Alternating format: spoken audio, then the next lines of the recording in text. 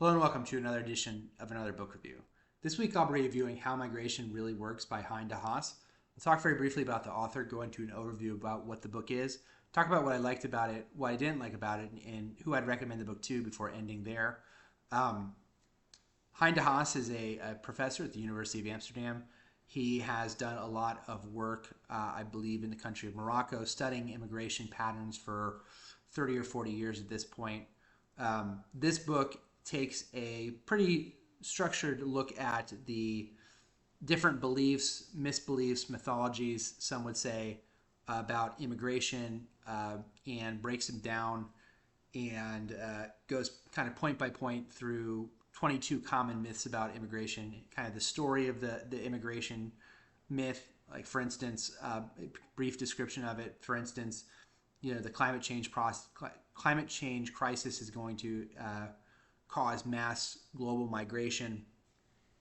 And then he goes for, I don't know, 10, 15, 20 pages a chapter on why that myth is not true. I thought this was a really, really clever way of breaking down where these myths come from, why we believe them, who propagates the myths, the political elements in terms of left wing, right wing, the media's involvement, the government's involvement. I just thought overall this was a very, very clever way of doing this, writing this book. And I think it sits pretty cleanly somewhere between an academic audience and a popular audience. He has a ton of citations in the back of the book that you can check out and peruse to see where he gets his information from. I think it was very, very clearly written, well written, easy to read for the book. For the subject matter, it is a 400 book about immigration, so your mileage may vary about how interested you are in that. But I thought it was really, really well done for what it was. There are a couple quibbles I had with it. There are a couple times where I noticed that when he's a European, and I think he has a certain bias towards the. He has a certain amount of, I think, bias, European bias. I don't know how else to say that. That comes across in the book. He does talk about both migration, immigration from a U.S. perspective as well as a European perspective. There's a couple places in the book where I noticed that he framed things in a way that I thought were not necessarily dishonest, but to me it was like, well, you've told half the story at this point. For instance, he talks about the popularity of immigration. He says, in the United States, the popularity of immigration, the myth is that it's becoming less and less popular among people.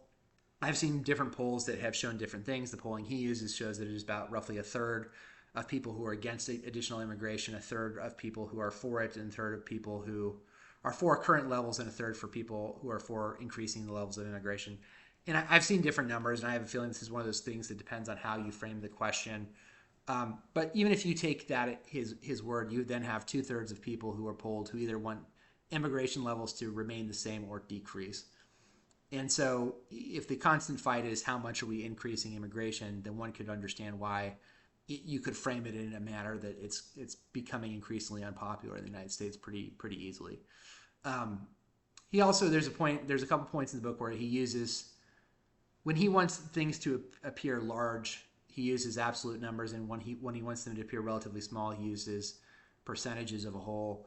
There's one point where he talks about the German speaking population in the United States, which at the time was the second largest group of speakers. The biggest group of languages spoken in the United States was German.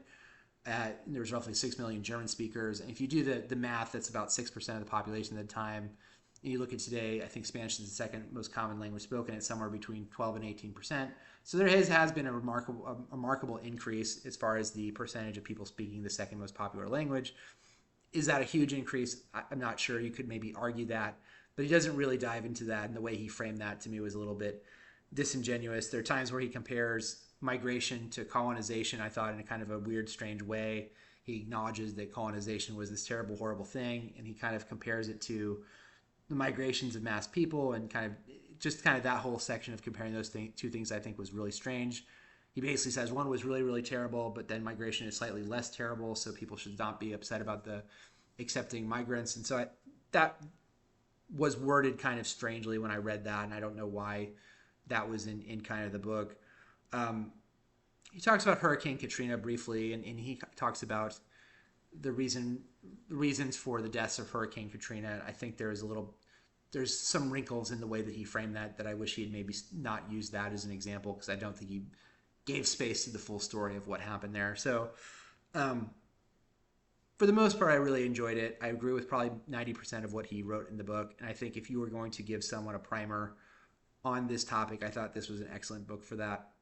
I also think he takes to task nonprofits, and he calls into question some of the maybe more outrageous claims that some nonprofits make, like the amount of people who would be considered modern slaves.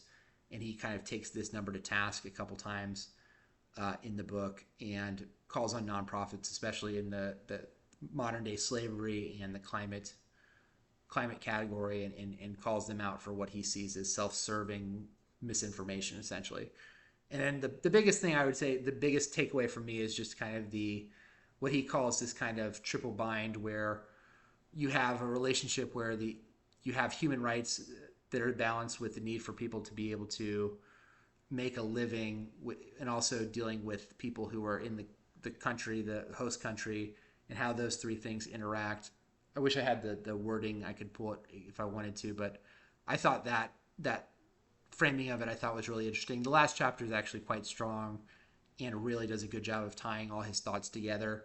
And you could probably just read that last chapter if you wanted to get like a distillation of his thoughts. The last 15, 20 pages of the book are quite good for that. The rest of the book is good, and he goes into further details on some of it.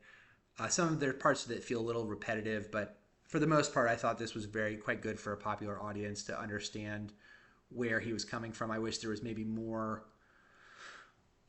He talks about kind of cultural assimilation, and how when people first come to a country, it's difficult for them to sometimes culturally assimilate, but then their children oftentimes do very quickly. And he kind of, I think, in some ways downplays the concerns of people in the host country. There may be pushback to the way that he framed that.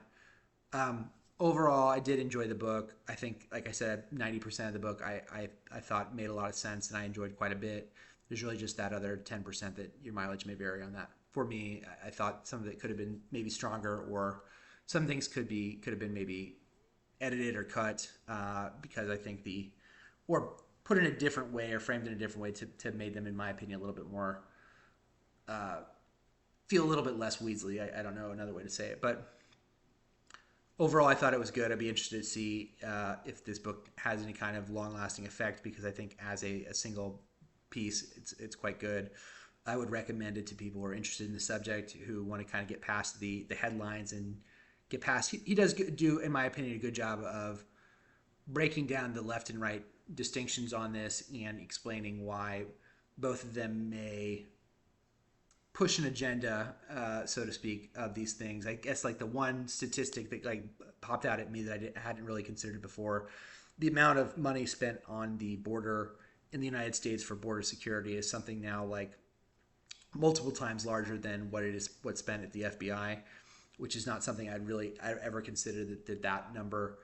The budget for border control would be higher than the FBI. To me, was a little surprising. I guess I never put those two things together. So there's several statistics in the book like that will catch you, depending on your knowledge beforehand. So again, the book is How Migration Really Works, Hein de Haas. I would recommend it for anybody interested to learn more about this topic.